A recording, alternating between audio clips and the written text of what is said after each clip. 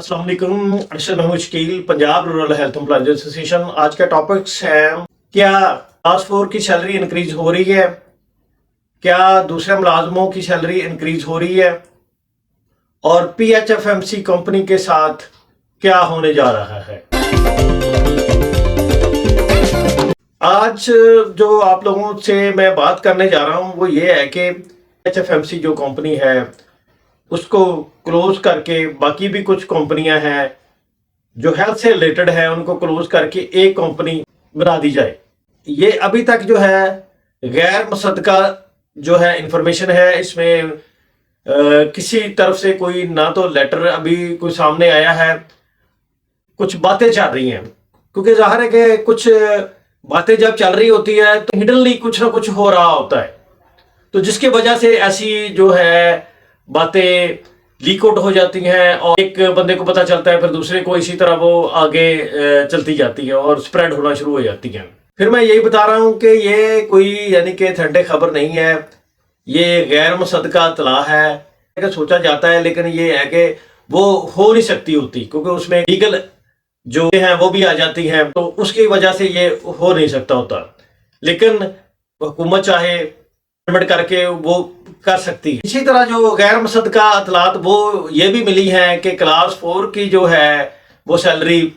जो इंक्रीज होने जा रही है, क्योंकि कम से कम सैलरी, जैसे मैं काफी सारे व्लॉग्स में आप लोगों को बता भी चुका हूं कि मिनिस्टर ऑफ पाकिस्तान ने ये अनाउंस किया है कि कम से कम सैलरी जो है वो 32,000 है, लेकिन ये है कि PHFMC एम्प्लॉइज की अभी तक 32,000 नहीं हुई थी। तो कुछ दोस्तों ने रिट्स भी की हुई थी,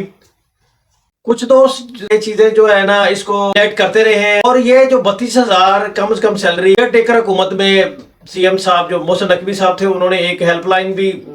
उस वक्त बनाई थी, तो वहां पर भी ये इस चीज की कंप्लेंट्स काफी सारी दर्ज की थी। तो वो जाहिर है कि कंप्लेन तो वो मतलब डिपार्टमेंट को ही चली गई थी, लेकिन ये है कि उस वक्त कोई भी हल नहीं हुआ था। अब ये है कि 3-4 हफ्ते में ये काम जो है इनका कंप्लीट हो जाएगा और इनकी सैलरी जो क्लास 4 के लोग हैं इनकी सैलरी कम से कम जो है वो 32,000 होने जा रही है। और इसके साथ साथ अब मैं दूसरे मुलाजमीन की भी बात ना करूं तो वो भी मुनासिब नहीं होगा, क्योंकि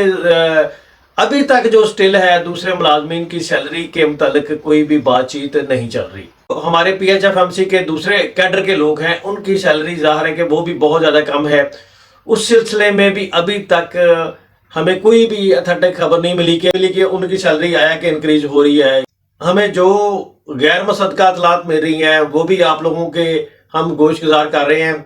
तो इस चीज़ पर भी काफ़ी सारे लोग ज़ाहिर है कि वो कहेंगे कि आप मुसद्दका खबर तो लेके नहीं आते, गैर मुसद्दका इत्तलात जो है वो ज़राए से वो ही बता रहे होते हैं।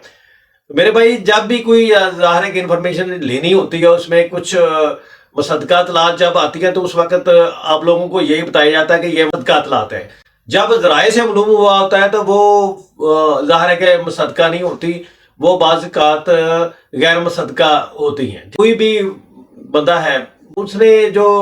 अपने सोर्सेस से ही कोई ना कोई खबर निकलवानी होती है,